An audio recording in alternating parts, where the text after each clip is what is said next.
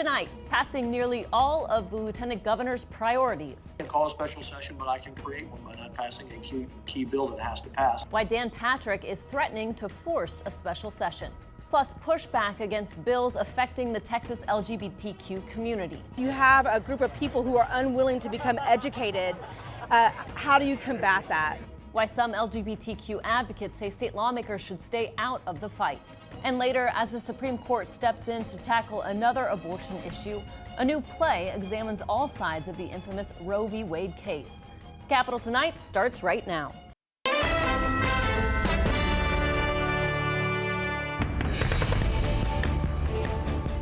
Thanks for joining us here on Capitol Tonight. I'm Karina Kling. With just about 5 weeks to go in the Texas legislative session, the Senate's given the green light to all but one of Lieutenant Governor Dan Patrick's priorities. This week, those bills included banning diversity programs in public universities and eliminating tenure for new faculty. It's unclear if such legislation will make it through the House. The two chambers are also split over the best way to give Texans property tax relief and the issue of private school vouchers. Earlier this week, Lieutenant Governor Dan Patrick told me he's considering forcing a special session if the House doesn't go along. I can't call a special session, but I can create one by not passing a key bill that has to pass. That's what I did in 17. If we don't get some major priorities that the people want us to pass because they acted very slowly during the session, then I think we ought to finish the job. I'll leave it at that.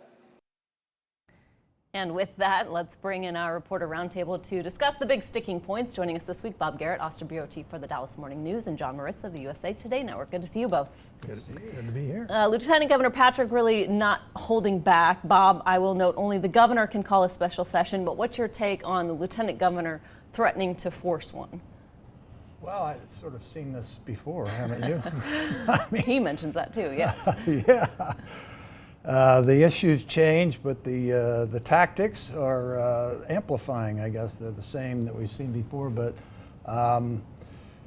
I don't know what to make of the name calling. It appears that Dade Phelan has heeded some of his predecessors' advice, which is really the way to get under Dan Patrick's skin is just to ignore him. Mm-hmm. Yeah, I mean, interesting. Do you think that there, John, is a way that the House will budge or cater to Lieutenant Governor Patrick over school vouchers at all? On the voucher issue, that's a big fat if. But the Speaker did tell reporters after the House passed its version of the budget that, yeah, we're all about compromising. It's never too late to start talking. And listen, I don't know if he was trying not to get under the governor's skin, as Bob mentioned, or basically saying, hey, we're the adults in the room. We're not going to be the ones who are just going to take the ball and go home mad. Yeah. You talked about the name calling, Bob. The Lieutenant Governor also very adamant about his plan to reduce property taxes. He wants to raise the homestead exemption versus House Speaker Dade Phelan's plan to tighten appraisal caps. I asked him about compromising on both, and here's his response. No, the appraisal caps, and we don't have time to explain it, Karina, they're not a factor essentially anymore in a person's tax bill, number one. Number two, it doesn't benefit any senior at all, which are 40% of homeowners. And third, California Dade wants a California tax plan or a New Jersey tax plan.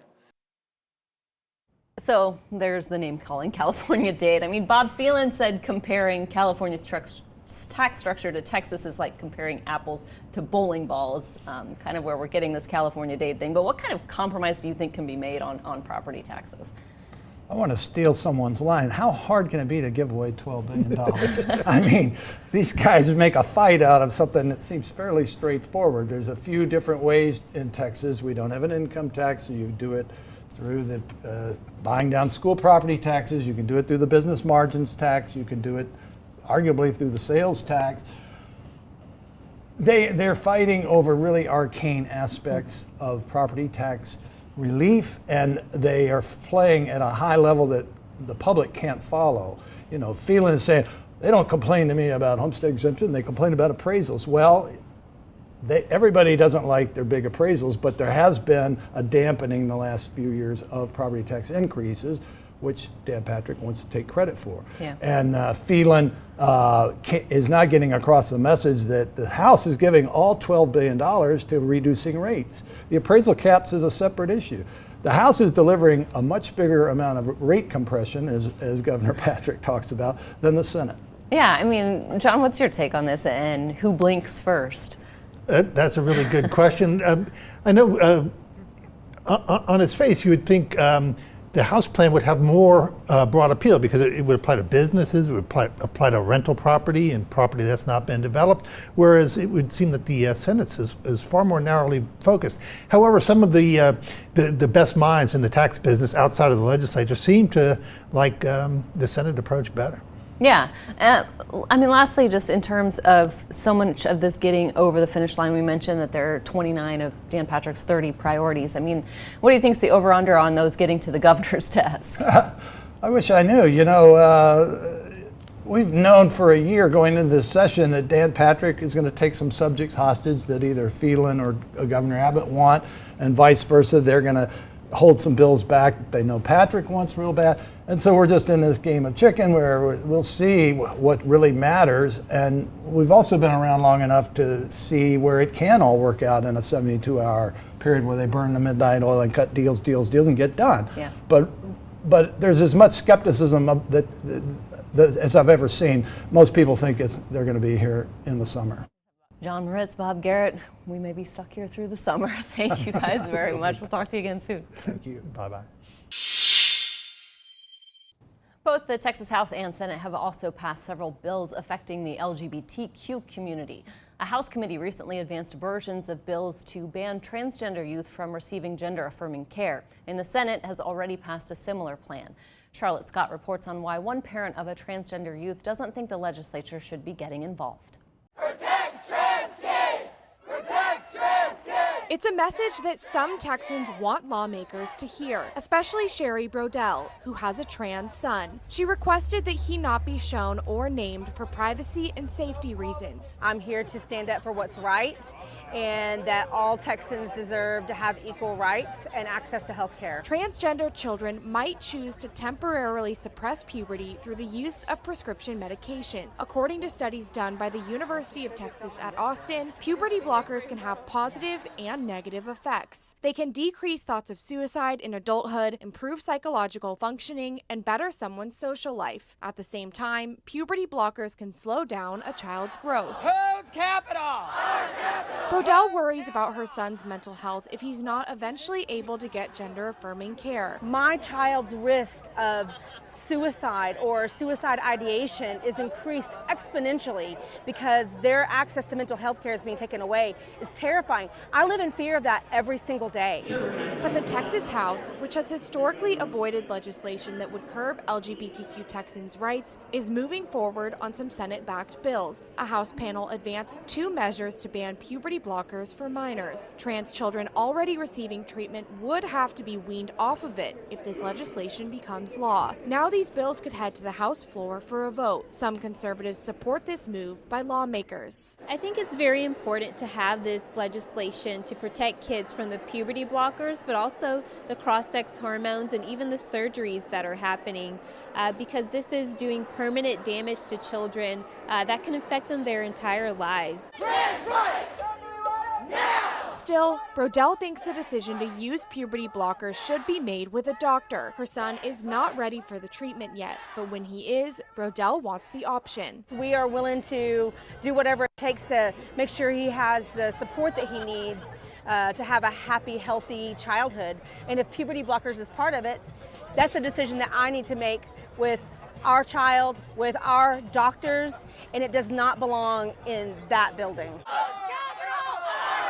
For Capital Tonight, I'm Charlotte Scott. While those anti-LGBTQ bills are moving forward, there has been bipartisan movement to repeal the state's unlawful sodomy ban. A House committee unanimously passed a bill this month that would repeal Texas's unconstitutional and unenforceable law criminalizing gay sex. The U.S. Supreme Court ruled the ban unconstitutional 20 years ago, but lawmakers have not removed the law from the books. Texas Democrats have tried to repeal it every session since, with no luck, but support's been slowly growing, with Republican U.S. Senator Ted Cruz backing the effort last summer. I spoke with the bill's author, Representative Venton Jones of Dallas, earlier this week. Take a look. It's very clear that there's movement on this bill, but we know from the history of this bill that this bill still have a long way to go. And so we're continuing to work each and every day to get this bill through the legislative process. We're now waiting to be able to hear this bill on the House floor. We're already working with the Senate side, talking to senators about this very important bill. And we're going to continue to work each and every day of this legislative session to make sure this gets across the finish line. Were you surprised at all that there was unanimous support in the committee? I was, and surprise wouldn't be the word I would totally use. I was honored to be able to see this bill cross the finish line. I know that this bill sits on the shoulders of many who have tried to move this legislation, and I just want to make sure to honor that work that's been put into this bill and continue to see this bill hopefully get across the finish line this time, and we really make this bill and we remove this unconstitutional language that still exists in our penal code. I do want to ask you, because there was opposition during the hearing from some groups, and you amended the language to keep portions of current law that say, quote, homosexuality is not a lifestyle acceptable to the general public. Why did you agree to that? Well, I think that Rome wasn't made in a day, and we have to take the wins that we can and keep on fighting each and every day for rights for our communities. And that was just an example of that where that needed to happen. And so I was definitely willing to negotiate on the language, but we'll continue to fight to make sure that we completely remove that language in future legislative sessions. Yeah, we'll see, and we'll continue to watch where that bill goes. I do want to get your take on the fact that the vote on your bill comes as legislation that we just heard about is also advancing banning gender-affirming medical treatments for minors, criminalizing drag shows, to name a few. I mean, why do you think there's been support for your bill? And we talk about the unconstitutional place that it is in right now, but while these other bills targeting the LGBTQ community are moving pretty rapidly. If I can be honest, I feel like some of these bills have unfortunately used children as political pawns to attack the LGBTQ community. It's all centered on using kids to justify the harm that this bill will cause, not only to our children, but also to many families who are fighting for the lives of their children and having these critical and very hard conversations about what their children need right now. Still to come on Capitol tonight, why public schools could soon be required to display the 10 Commandments in every classroom. Plus, the politics of Roe v. Wade, how a play puts the controversial case from decades ago into a new spotlight.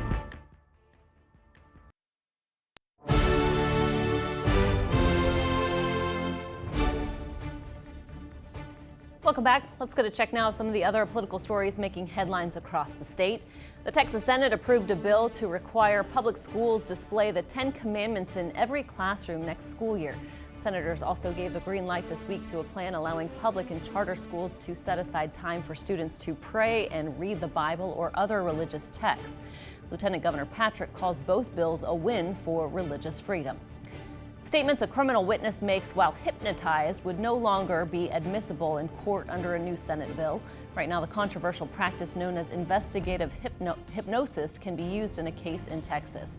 According to the Dallas Morning News, Texas police used the technique more than 1,700 times from 1980 to 2020. The federal Texas judge who first suspended the FDA's approval of an abortion pill drug is accused of not disclosing interviews during his Senate confirmation hearing. In the interviews, Matthew Kaczmarek discusses social issues like contraception and LGBTQ rights. Federal judicial nominees are required to submit detailed paperwork to the Senate Judiciary Committee ahead of their confirmation process. The Supreme Court got involved again this week in the issue of abortion, but the High Court's continued involvement in the divisive issue began with the landmark 1973 case Roe v. Wade that legalized abortion. Now a play about that case is making its Austin premiere. Roe examines the complicated relationship between the attorney who argued the case, Sarah Weddington, and the plaintiff, Norma McCorvey. The director, Jenny Lavery, joined me earlier this week to discuss the play and its relevance today. There are some references to very recent events that we saw, and I know that the play was written before the overturning of Roe v. Wade last summer. And with that, I mean, how much did you have to kind of go in, or did the writer have to go in and revamp a lot of this? Yeah, that's a great question. It has been a constant conversation between Lisa Loomer, the playwright, and I. Since this is Sarah Weddington's hometown, she has always kind of had a special eye to how the production would play here in Austin. And so in recent events, she rewrote the beginning of the show, the prologue, and the epilogue. And then there's been some tweaks throughout to kind of reflect current events. But the prologue and epilogue has been an ongoing situation. And what I appreciate about Lisa is she's been very open to the feedback from the production team and from the creative team, and also from the actor who's playing the part. And so actually the very last moment in the play, there's a monologue, and we've had 5 different versions of it that we were just trying out in front of audiences during previews, and we've kind of landed on one now that feels good for our Austin audience. Yeah, it may continue to change with, with the current events and everything else. The main characters, I mean, Sarah Weddington, who argued and won the case, and the plaintiff, Norma McCorvey, such a complicated relationship. How much do you think people really knew about this relationship and kind of how it's spelled out within this play? Yeah, I feel like even if you know the headlines and the high points about how Roe v. Wade was first passed, most people don't know who Sarah Weddington is or who Norma McCorvey was. And so there's lots of history infused throughout the play that I think people will find really fascinating and really interesting. They were 2 very different people who came together for this moment in time.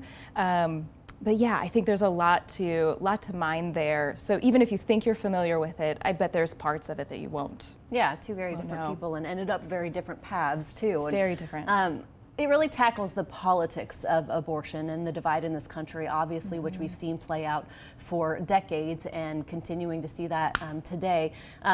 Not much has changed. I mean, how relevant do you think this play is, even though it was the time and kind of their going through this case back then to today? Yeah, unfortunately, I feel like it is even more relevant now than before. You know, we started the production in 2020. It was slated to be part of that season, and we got 3 days into rehearsal when, of course, the pandemic shut everything down. And so at that time, there was this question of would it be relevant on the other side of the pandemic, and who would have guessed that we would be in this place where it is even more relevant today.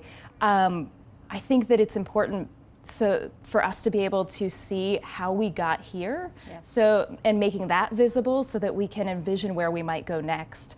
I think that we stand on the shoulders of the giants who came before us, like Sarah Weddington, and sort of these strong Texas women, and so my hope is that it is a real call to action, and that it's inspiring the next generation to figure out where we might go next and how to use their voices. And I will note, I mean, it's a serious issue, but there's a lot of humor in it and throughout it, and just kind of the various ways that it tackles it. It was a very good play, and thank you so much. We appreciate your time, Jenny. Thank you. Thank you. And we do have some information for those who might want to go see it.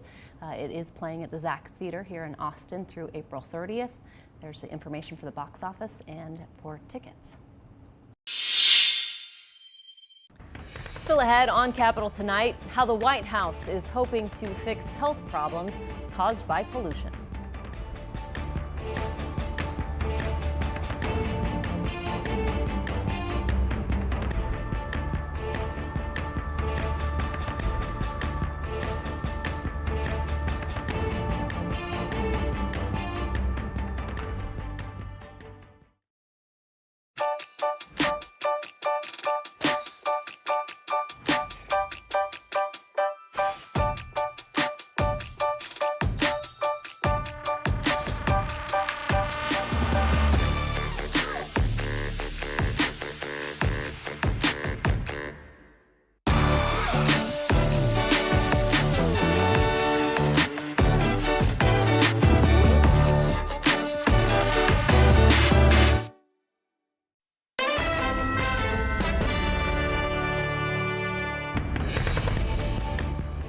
Welcome back.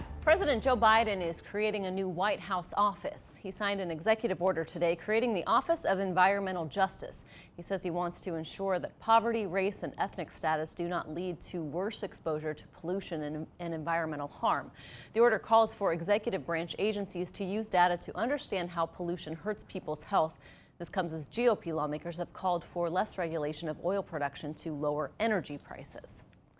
The president of South Korea is expected to visit the U.S. next week. He's expected to join a summit with President Biden as the allies grapple for ways to handle the challenge posed by North Korea's growing nuclear and missile arsenal. Cassie Simeon is in Washington with a preview of his trip. South Korean President Yoon Suk-yeol is visiting the U.S. as the Biden administration works to strengthen ties with Asian allies to counter China's influence. And Yoon and his wife will be getting the red carpet treatment. We're very excited to be welcoming President Yoon to Washington, D.C. They'll meet with President Joe Biden on Wednesday, be the guests of honor at a black tie state dinner that night, and speak to a joint session of Congress on Thursday.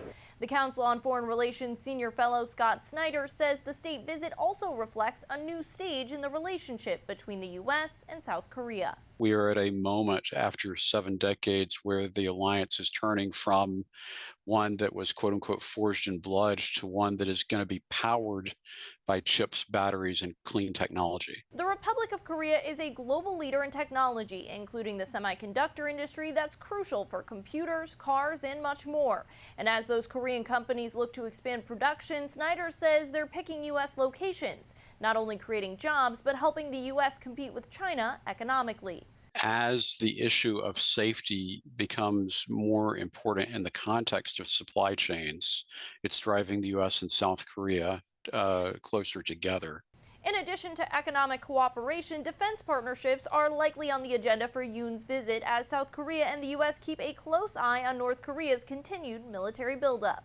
I know of no conversation that we ever have with our allies in the Republic of Korea where we don't talk about the threats posed by North Korea to the peninsula and to the region. State-run media reported North Korea recently tested an intercontinental missile designed to reach the U.S. It's not clear how successful the test was. In Washington, Cassie Simeon, Spectrum News. That is going to do it for this edition of Capital Tonight. We're back on Monday with the latest in Texas politics. Until then, thanks for watching. Have a great weekend.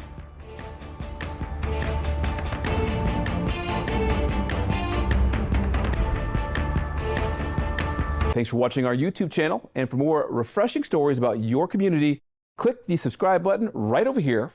You can also download our Spectrum News app to get live news coverage, weather alerts, and more wherever you are. And don't forget to tune in to Channel 55 on Dish and DirecTV for live local reporting every single day. We'll see you then.